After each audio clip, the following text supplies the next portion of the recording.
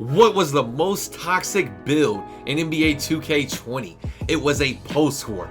Everyone hated him on the 1v1 court, on the 2s court. You couldn't even run a post score and a lockdown in any type of like tournament or wager setting. Nobody wants to play it. But over and over, year and year, since 16, one of the best builds every year is a post score. So this year, your boy had to get in the lab. This post score that you're looking at live, I took him in the demo, had to try him out. His badge breakdown, it's no cap in the title. 67 badge upgrades, and there is a version, shout out to Joe Knows, shout out to Pack Hoops, that you can actually get 68 badge upgrades on a post score. It's incredibly toxic. It's one of the best builds, one of the highest badge upgrade builds in the game. You have to see it for yourself. We're gonna do a full breakdown on this build coming up next.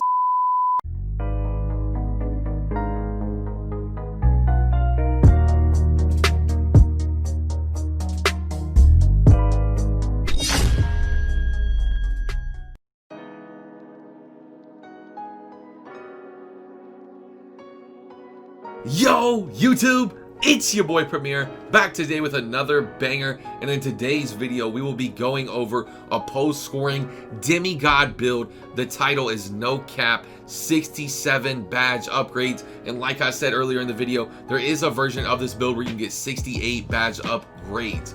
But first things first, make sure to like, make sure to comment, make sure to subscribe if you're new, turn post noties on so you don't miss a video, and make sure to follow your boy with noties on Twitch. I will be live streaming on there every day, live streams coming on YouTube soon.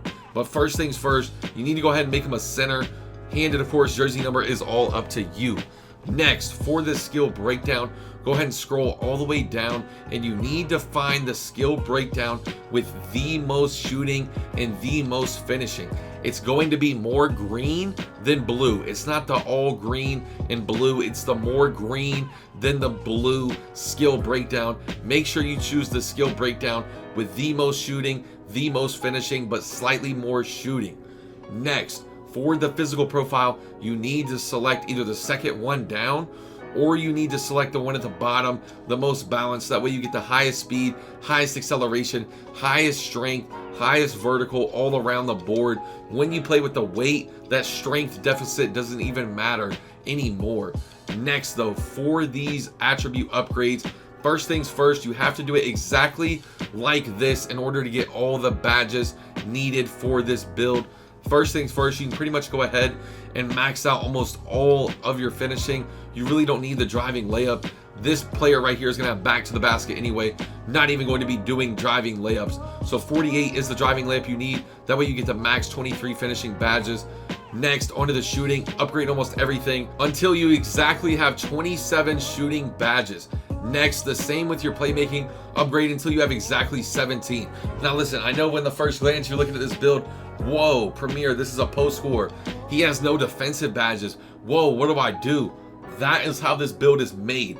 This is not exactly how I would do this build, but this is a version of this build that comes out with the most badge upgrades. You can sit here and play around with it a little. It's entirely up to you and what you want to do with this build. But as you can see with the extra attribute upgrades, there is no point if you try to upgrade the driving layup. You're not going to get another finishing. You're not going to get another shooting. You're not going to get another playmaking. So you have to go ahead and put the rest of your attribute upgrades into your defense and rebounding. And then once this build is all totaled out, 23, 27, 17, and 1, it is a demi. You will see for yourself if you go back and watch the beginning of that gameplay. This build can play defense when you're one-on-one with somebody. They're not babying you because of your body size. Especially wait and see what I do with this build. Make sure his body shape is either built or burly. That entirely is up to you. I'm going to leave that decision up to you.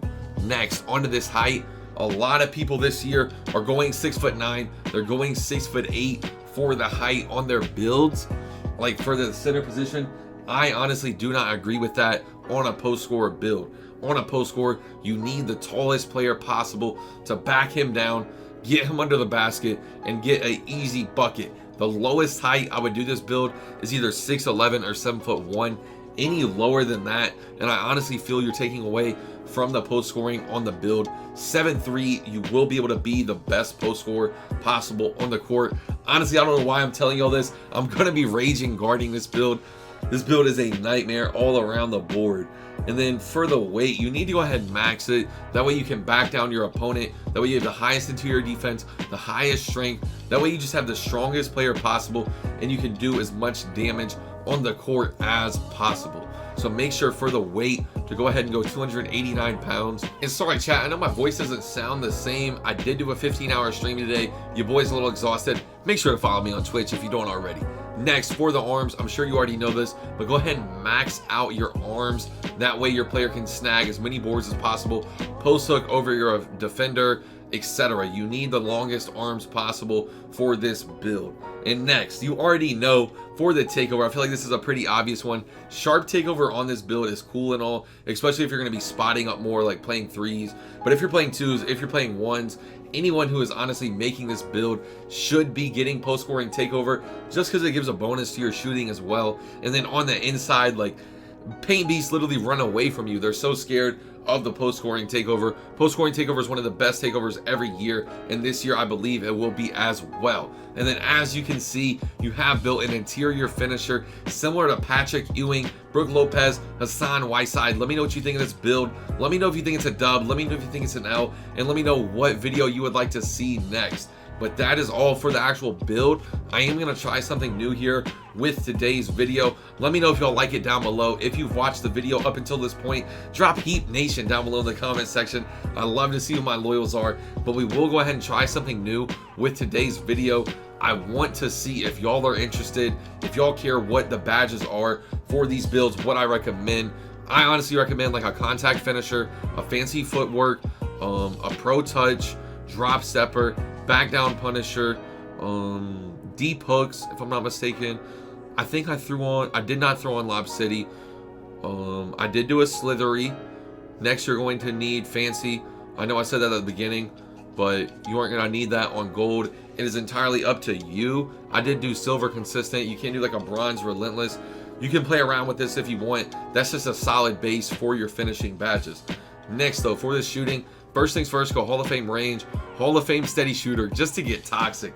On this build, you could get so toxic, man.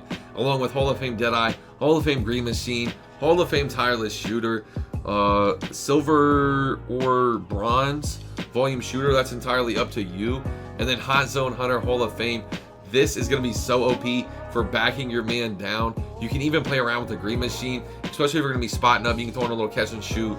These are just solid bases for your badges, what I recommend. And then if you didn't know, you can change your jump shot there to D Wade, one of the best jump shots in the game.